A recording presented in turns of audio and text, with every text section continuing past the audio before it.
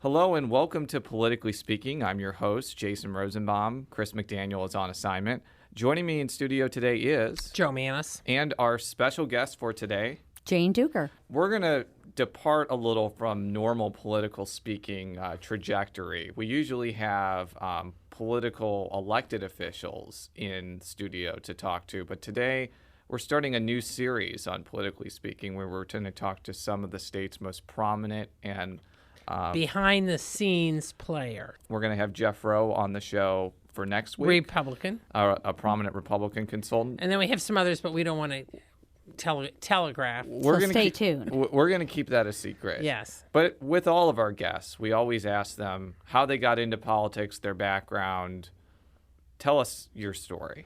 Okay, so I had very little contact with politics as sort of a young child. And you grew up here in St. Louis. I grew up in St. Louis and born and raised here in St. Louis. Where did you go to high school? I went to Visitation Academy and graduated in 1984. That sounds really long ago. But anyway, I think my 30th reunion's coming up, so I've got that hanging over me. But anyway, and so I went to college I started at Mizzou and finished up at UMKC, so I've been all over Missouri, and then went to law school at St. Louis U. And after law school, I went to the Attorney General's office, and I was actually hired by Bill Webster, who eventually ran into trouble. Now, Correct. that's an interesting thing. I didn't know that you worked for Bill Webster. Yes. Bill Webster, for our listeners, was Republican.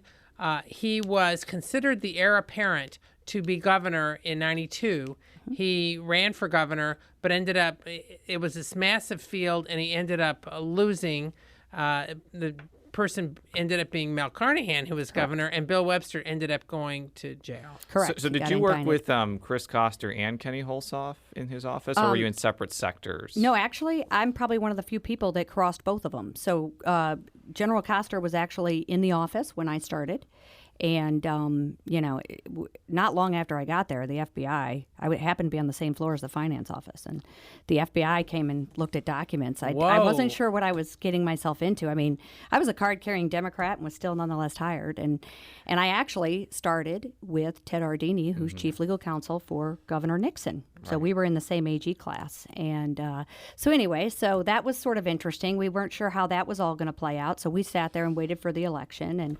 And then now Governor Nixon was elected. And so I primarily worked for Jay Nixon as an assistant attorney general. And frankly, that's what got me excited and into government and into politics. It is not uncommon, especially since the AG's office is an office of, 250 attorneys for Republicans to be hired by Democrats, Absolutely. Democrats to be hired by Republicans. It's Absolutely. more of your pedigree and what you can do for the office as opposed to political stuff. Correct. So that's kind of one of the different aspects of state government right there and there. So. Yes, especially in the AG's office. And so what was great, though, is when Governor Nixon came in and took over, it didn't matter if you had been there for 20 years or, 5 months. If you wanted to do the work and you wanted to do big cases and do big things, you could. And so it was exciting. And so one of the first cases I worked on was the Southwestern Bell case, which was a huge, $400 million rate reduction. And I wasn't even licensed yet.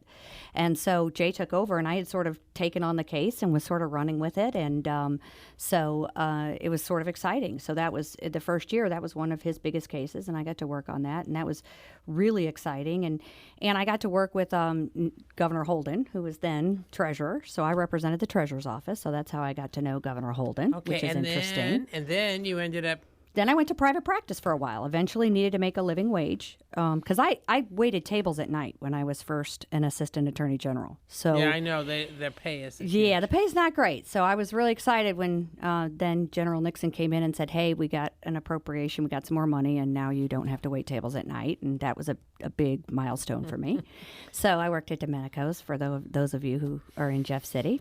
So that was sort of interesting. And so then after I did that for 2.5 years. The last case I worked on was the Kansas City desegregation case in front of the United States Supreme Court. And so John Munich in our office argued it, but there were a number of us that worked on the brief. So that was exciting. And then I went to private practice, needed to make a living wage, and came home, got married, and was in private practice for a while. And then in 2002, I'd always been friends with Governor Holden, Treasurer Holden at the time. And he approached me about coming to his administration.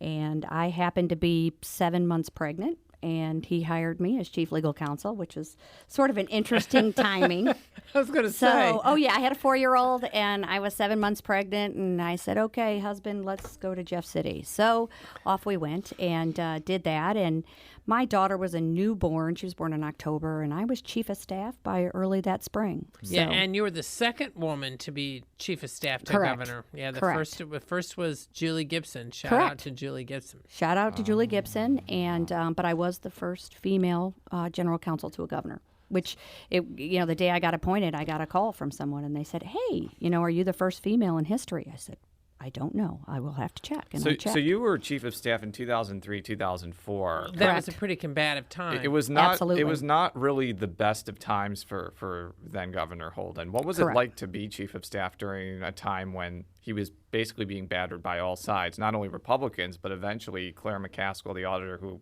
eventually ran against him and beat him in a primary? It was an amazing, looking back. At the time, luckily I didn't know enough. So sometimes it's better to not know enough. But the amount of transition going on, you had the House taken over finally, and the Republicans finally took over because of term limits. So you had, I don't remember, 90-something new members. So, the legislature changed instantly.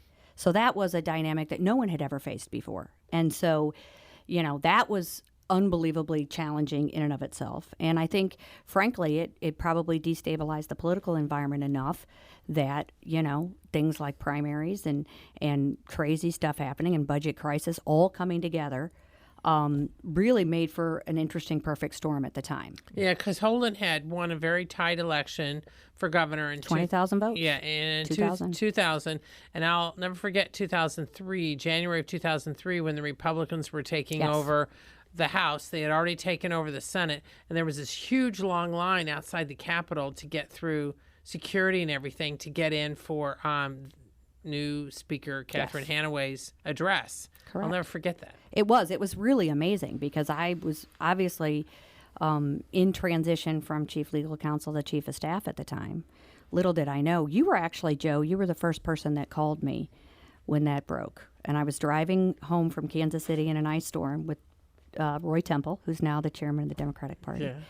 And, I felt like I was the person who left the room and was voted, And Joe called me and said, I heard a rumor that you're going to be chief of staff. And I was like, how does she know that? And because I wasn't even sure that it was fully happening. She knows everything. No, I don't. She clearly did at that point, and so it's. And I've forgotten most of it. And so, and you were sort of the catalyst that helped me let it sink in. And I remember getting home that night and sitting up in bed wide awake saying, this is really happening. So when a reporter asks you, I guess it's real at that point. So it was real that night. And, but yeah, it was an extremely interesting time. But I will tell you, I have still to this day have a very good relationship with Mike Gibbons. I have a very good relationship with Catherine Hanaway. And as challenging as it was, and this is what people don't remember or didn't see at the time, was how much we got done. Even though there were a lot of arguments, and they were all public. And so it was, it was interesting. And so, while we fought about a lot, what part of no don't you understand? We vetoed the budget. There were a lot of very public battles, but there was a lot that got done. Things like, tax credit reform, foster care, mental health parity. We had various job bills. We had, the unemployment insurance fix. Things that aren't getting done now, which is sort of interesting because I'm not sure that they were fully aware of what this transition was going to look like either. And so as much fighting as there was a lot that got done. And so behind the scenes or whatever, or not behind the scenes, but I think people were focused because it was an election cycle on what people were fighting about. And so that was sort of interesting to do sort of the political part, but then there was just the day-to-day governing, which we did. And so people don't see that. But I don't see that going on right now. It's a little different. If Bob Holden would have won that primary, do you think he would have beaten Matt Blunt in 2004? Frankly, I think he probably would have had a better chance. I think if there hadn't been a primary at all, I think he might have. I think this was a strategic political decision that was made at the time, and hindsight's always 20/20. But putting the gay marriage on the ballot during our primary was probably made it extremely challenging for us because a lot of Republicans came into that primary, but they didn't stay with now Senator McCaskill during the general. So it was very fascinating to me to see both and how it came down. And she successfully got Republicans to come into her primary, and the gay marriage just handed it, to her in that way to get those people to come in. I mean, the gay marriage thing, just for our listeners, that was on the gay marriage ban on the 2004 August ballot. The governor put it on the August ballot. Many thought he was doing it as a help to the Democratic Party in November. John Kerry was the nominee, and to try to keep that off the radar in the November 2004. But yeah, I think it did play a major role. How big? Who knows? Well, there were a lot of votes. I mean, and just looking at the general, him and McCaskill. And what she was able to keep. From a practical standpoint, it passed with 71% of the vote, Absolutely. and it's a constitutional amendment, so the only way to get rid of it now is another vote, as opposed to it being a statute. So it does have actual implications. But there wasn't big Republican issues or primaries going on at the time. No. So Republicans would not have come out in August, and that was a big change. So that was Correct. really Yeah. fascinating. Are you saying the Peter Kinder, Pat Seacrest primary was not No, one? it didn't seem to be top of the ticket at the you time. might be surprised I remember that, but I actually do remember that in college. Because I remember that. Yeah, obviously. Governor Bob was the always governor. a team player, and I mean, me personally, I think he was doing what was better for the whole, and that was Bob's MO. And sometimes politically that doesn't always get you where you want to be. I mean, that's my personal commentary. 12 years later. So after that, he's defeated. And, I mean, he's out by he was still governor, but Correct. but in effect, by the end of 2004, he's gone. January 2005, Matt Blunt comes in. What do you do? This is a lesson to our listeners on what happens to big shot. Yeah, you wonder. You wonder. Major players who lose their office. Right. I drag my family halfway across the state, and I'm like, if my guy loses, am I done? Am I done in government? Am I done in politics? And well, the first thing I did was I did help with the transition, so which was very fascinating actually, and I really actually enjoyed that. Making sure that they had everything they needed, and there's the code. I mean, the code is government's more important than you, and the politics are the politics. But I was on the governmental side, and it was about making sure the train ran on time and government did what it was supposed to be doing. And so I did the transition, and then I came back to private practice. I was at Stinson at the time, and came back to Stinson. And decided, I wanted to transform my practice. I had sort of grown up as a traditional litigator, a traditional lawyer, tried cases, but always loved the government, but, was a litigator. But after coming back and after having worked in Holden's office, I realized that I wanted to solve problems. I didn't want to necessarily fight about them. And after, administering then a $25 million budget and 20 state agency and 65,000 state employees, you feel, you're in the position of a CEO, and you realize that, litigation, and there are a lot of different ways to solve a problem. And I learned a lot of skills in private practice and then in 2 tours of, duty in Jeff City about, how to get things done as opposed to how to blow things up and how to, fight about them. And so I decided to transition my practice into more of a what we call governmental solutions practice, where you have clients, individuals, and anybody that has an issue with government. You consult with them about how to solve the problem. And the beauty of all the experience that I've had has helped me because it gives me a lot of tools to solve a problem. I don't go in now as a traditional lawyer and say, sue them, because that's often what lawyers do. But, it's where law, policy, lobbying, coalition building, and PR and media all sort of intersect. And I did that, and that was my job, and I loved it. And I didn't realize as a lawyer that would be a skill set that I would have, because delegation is not always a lawyer's strong suit. We're type A by nature. So tell me kind of what you do now. I know you've been obviously involved in a lot of litigation involving St. Louis County, the trash case. the mediation, foreclosure The mediation. Peabody case in the city. the initiative petition in the city regarding the Moore petition. And so and I've done a lot of initiative petition sort of litigation work, and that's part of what I do. And that's one of the legal tools you have. And so when somebody comes to me with a problem, either a company or an individual or a group of people, a group of citizens, when I worked with the citizens in Ellisville, and and fighting the Walmart out there, that was a lot of different skills. That had a lawsuit component, but there was also appearing at meetings. There was also dealing with the press. There was also different ways to skin the cat. And so what I can go to people and say is, look, you have a problem that needs to be solved. And, I have a lot of tools in my tool belt that can help you solve this problem. And so I'm sort of fortunate because I have a lawyer. A lot of consultants aren't, or a lot of people are just straight lobbyists. And I can lobby, and I've done that. I worked on the Doe Run override. Yeah. Yes. And so, I can do that. But I can also put the whole strategy together. And even if I'm not the entire person executing, I know all the components that need to be there to get whatever change you need, whether it be a statute change, whether it be a regulation change, whether it be you develop a coalition of people, of interested people that can help you get it done. I understand enough about policy to help people wade through and figure out which policies and where you go. And so it's more of a procedural skill as opposed to the substantive skill. I mean, I know a lot about government, but not to the extent my clients would know. But what I can do is look at them and say, okay, these are the tools you need, and this is how you deploy them and when you deploy them. And that, I think, is where, from my perspective, that what I do is unique, because I can deploy any of those tools, but knowing when to use which one to get the result you need.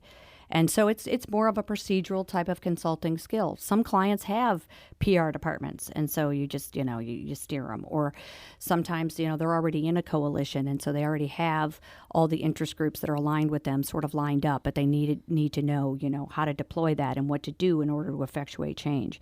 And so, you work within what the client has and try to help them supplement what they need to get from point A to point B. So I like the solution part of it as opposed to just the fighting part of it. Sometimes there's 10 ways to skin the cat, and why not figure out the best way to do it? And so I think being a lawyer in private practice and going back and forth twice to government has not only made me a better lawyer, it's made me a better human being, which is probably the most important thing, but it's giving me a lot of different perspectives. A lot of people in government have never been in the private world. And a lot of people who've been in the private world haven't been in government. And somebody needs to translate. And it's, and so doing both helps me translate. Now you're, okay, and I don't want this to sound wrong, but in some ways you're an odd duck in that, I am. In that even though you're active in Democratic politics to some degree, Mm-hmm. many of your clients are not like the traditional Democratic clients. Correct. And Right. sometimes you've been on the side opposing. Absolutely. For example, the foreclosure mediation situation were major priorities of not only St. Louis County Executive Charlie Dooley, but also Mayor Francis Slay. And, Correct. and you represented the other side. I correct? represented the Missouri Bankers Association, which Right. is not traditionally a Democratic organization. And then though I talked about this incessantly last year, there was foreclosure mediation ordinances passed in the county and the city. Correct. You sued to try to get them overturned on various different on behalf grounds. of her clients. Correct. To emphasize. And then in the Peabody case, you were there's a group that collected stuff to get on the ballot that would in effect block any tax breaks to Peabody or any of the people, what they deemed an unsustainable any energy businesses producer. who worked with Peabody, without getting into the details. But you represented Peabody, and Well, actually, I represented some citizens Right. in the city of St. Louis who wanted to challenge that in the initiative. successful effort to keep that initiative ballot. off the ballot. And I think in both of those instances, the legislature essentially passed some sort of bill that essentially short-circuited both of those things. It's definitely the Absolutely. foreclosure mediation situation. But I think also there's a bill pending now that would effectively make the initiative moot. Am I misinterpreting that? There's a bill that refers to it, but it's already, both ordinances have been basically declared invalid. But aren't being enforced at the current moment. We actually just argued in front of the Missouri Supreme Court on the county case. So 2 weeks ago. On the foreclosure case? On the foreclosure Oh, case. okay. And so, News. which is interesting. What's Yes. their left to deal with in that Well, situation. the whole issue of mootness and whether the county is going to try to continue to enforce it based on another reason, and it's a that's a procedural nightmare as to why Because we're up there now. I've read that law 60 times, and it's pretty clear that Yep. that pretty much bans foreclosure mediation. I mean, even the proponents of it say so. So They did, but the county has may have changed its mind. anyways, Yeah, in another way. And now you also represented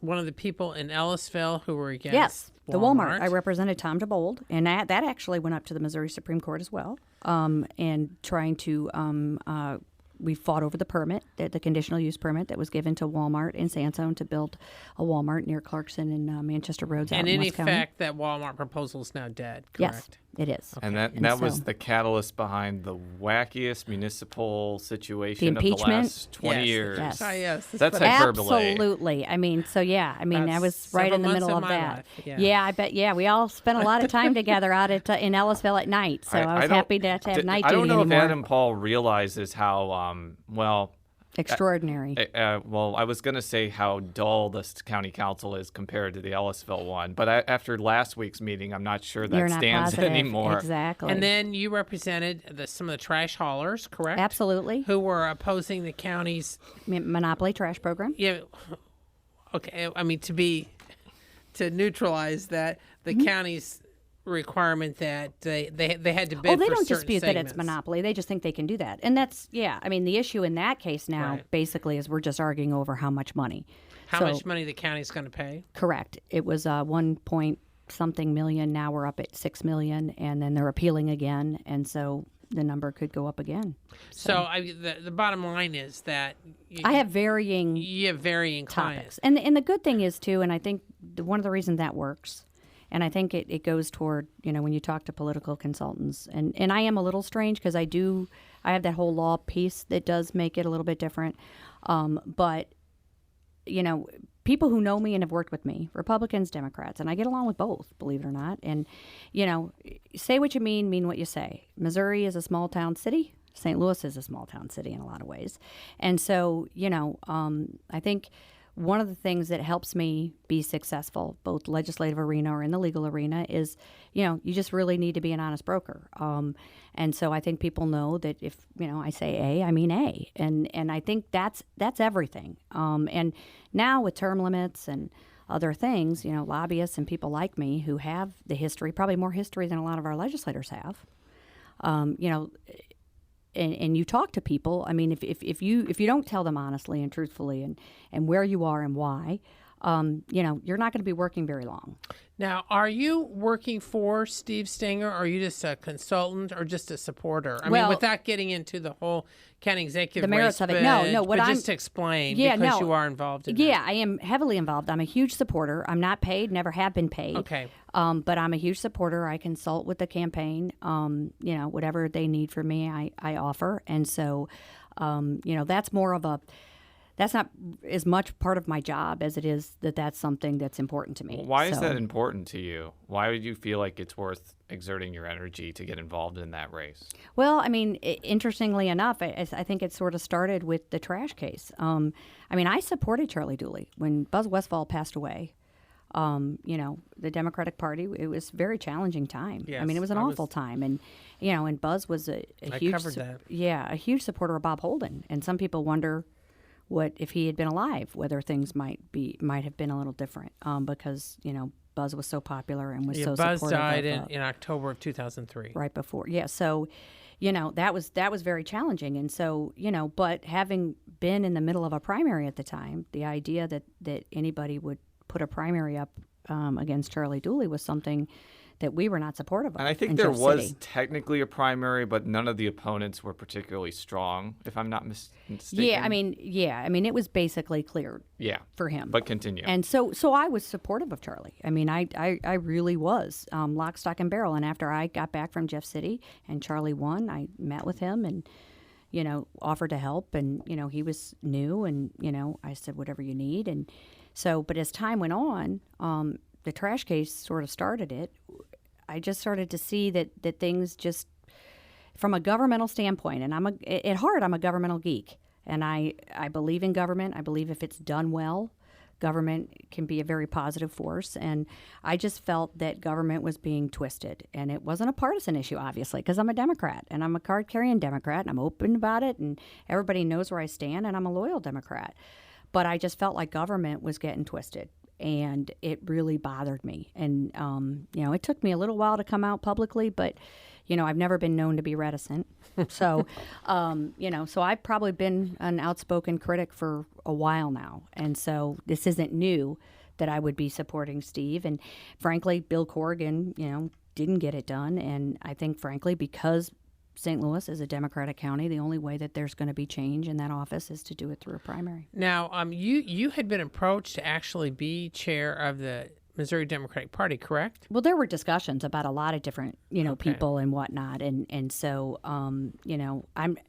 my belief on that would be, Roy is great at it. Roy Temple. Yes, so far, and I worked with Roy when I was in Governor Holden's office, and I'm a big believer in put people where their skill sets lie, and you will get the most out of them. Mm-hmm. And frankly, that's not necessarily my skill set, and so. I'm extremely supportive of Roy. I'm extremely supportive of Crystal. I am so proud of what Senator McCaskill and what Attorney General Castor are doing for the party and starting to rebuild it in a way that we haven't seen since Bob Holden was around. Is it kind of odd having somebody who had been a Republican? Mm-hmm. I wrote about this on the site, so for listeners who are interested. But now he's like the largest donor to the Missouri Democratic Party. And Saturday night at Jefferson Jackson Days, it was to some degree, as someone described to me, they said, well, this is sort of the Chris Koster show. From a standpoint, I don't mean this badly. I think it's a great thing, yeah. But he's emerging as the leader. He's the heir apparent for running for the gubernatorial nomination. There's going to be a Republican challenger, so it doesn't mean there's no automatic election. But the point being that he is sort of now, in effect, the head of the party, the head of the Missouri Democratic Party. And is that great. an odd situation since you know Well, him? it's interesting because I've known Chris since we were teenagers. I was actually, this is so funny, I was his bus girl when we were teenagers. He was a waiter, and I was a bus girl at Pasta House in Frontenac. Again, relating to the fact that St. Louis is a small town city. Oh, he loves to tell people. Make no mistake, he gets really excited to tell you, oh, Jane Dueker was my bus girl. And we were at an event with, 800 people, and he told everyone that. And I was like, okay, that cat's out of the bag. So anyway, so I've known Chris for, a big portion of my life. And I was fortunately, one of the people that sort of knew that he was going to come over to the Democratic side. And I was actually thrilled about it because, if you can attract people to come to your party, that's winning. In my view, the Democrats, we were having a rough time at the time. And, and the idea that we would be able to pick off a high, profile Republican means we're winning. But I will tell you that was not met with uniform joy among people. That was a very ugly primary between him and Margaret Donnelly and Jeff Harris and the Molly Williams. We can't forget her. From Kansas City. The mystery woman. The mystery woman. And so, I was called a traitor to my gender, literally, at the time. Oh, and I know people who supported Koster, be it Jeff Smith, Victor Callahan, Tim Green, Rodney Hubbard. All those people were we were not treated well for a while. Which is why I think the fact that he's become the undisputed gubernatorial nominee is kind of interesting, because the people that supported him in 2008 were kind of seen as outliers, while all these other people were supporting the other two candidates, and it's completely changed around. Well, and it just goes to show how things can change so quickly. Absolutely, and I think that General Koster has done a really good job of stepping up for Democrats, and that's when we need it. And the fact that you have, two very strong, politicians in Missouri, Claire McCaskill and Chris Koster, coming together saying, look, this is the good of the whole, and we've got to do things differently. And I think it's really impressive. I think it is very helpful for that sort of, other than the primary going on in St. Louis County, the Democrats are going to be united, and that's a great thing. And so he's really earned it. and it wasn't easy, and it could have easily not happened. I do have one question about that donation, though. And I mean, obviously, from a political standpoint, I don't really see much downside for either him or the party of getting that influx of money. But Absolutely. at the same time, the party has been very adamant about campaign finance reform and campaign finance limits and banning committee-to-committee transfers. That's been a big pet project of Jason Kander. But The Do you Secretary think of it's State. inconsistent? do you think the fact that the leader of the party is giving a committee-to-committee donation of that large amount, is that kind of undercutting that message of campaign finance reform a little bit? I don't think it does, because this is the deal. If General Koster sat at the Democratic Party and made phone calls, he would raise money for the Democratic Party. I mean, Bob Holden used to do that when campaign finance limits were in place. And he would go over, and he was the last one who really dedicated a lot of time, energy, and resources to the party. But with campaign finance limits, that was a little bit more necessary. Yes.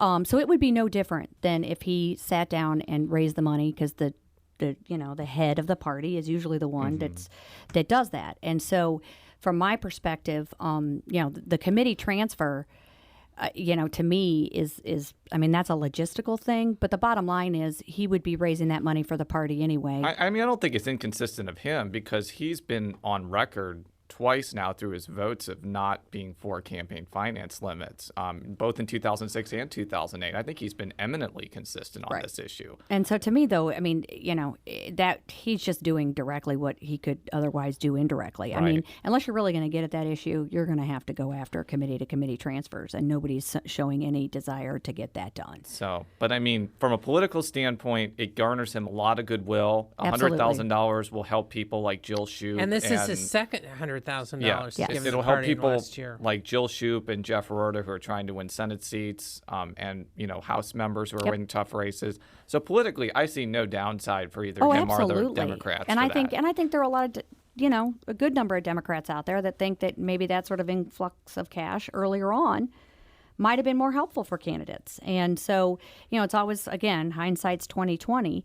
But Democrats don't want to be looking at themselves and saying, "Wow, if we had just $5,000 more in this one House race, could have made that difference." Nobody wants to look back and say we didn't do what we could have done to get it done. Because if you look at the Republican side, I mean, they are just, as far as a legislative money train, it's just almost endless. Oh, it's prolific. Because not only do you have a lot of donors giving to Republican legislative candidates, because, the majority party typically gets more money because that's just the nature of it. That's how it works. There's just a lot of senators who have large war chests who are not running for anything that could just give $100,000 to majority funding, or whoever wins the 24th district race, or Paul Weiland, or anybody else. So it really does require people like Koster and potentially McCaskill and others to step up and give that money. Otherwise, the Democrats are going to be at a huge disadvantage. Although I was thinking about this. I mean, Koster is also raising money to run for governor. Yes. I mean, and doing quite well. And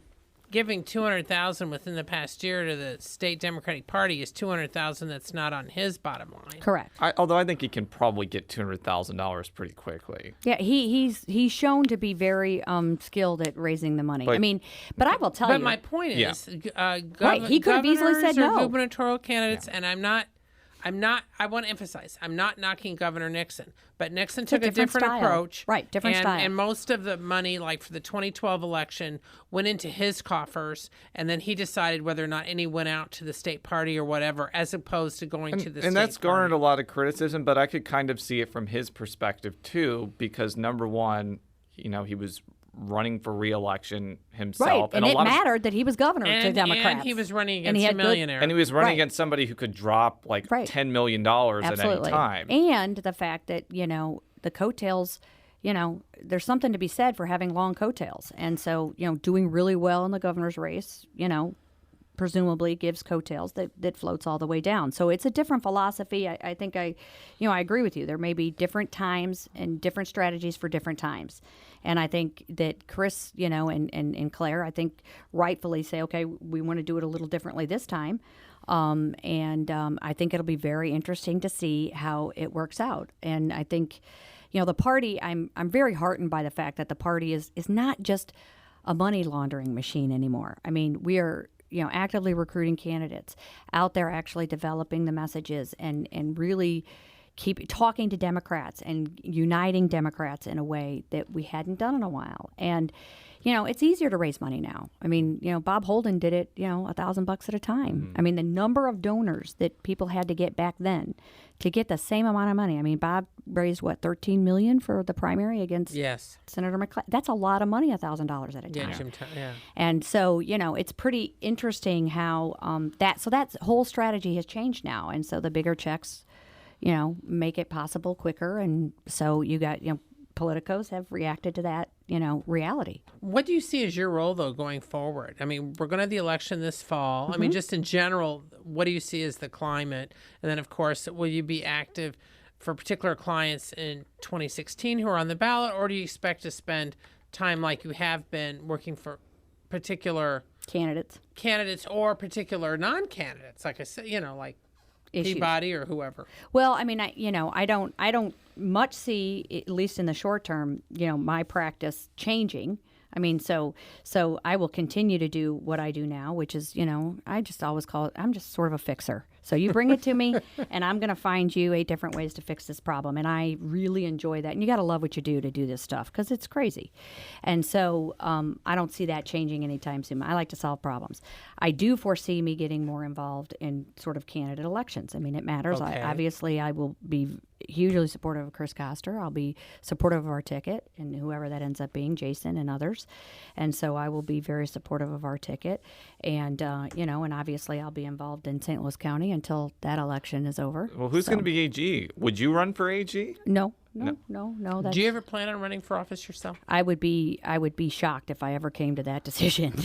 So, yeah, I don't see it. I mean, I really like what I do. I like being sort of the strategist behind the scenes. I like, because being the candidate is really hard. And the one thing that I learned when I was chief of staff is, you're basically running government, and somebody needs to do that. And I'm very committed to government. And so, I've always liked that portion of it. Being a candidate is again, a very specific skill set.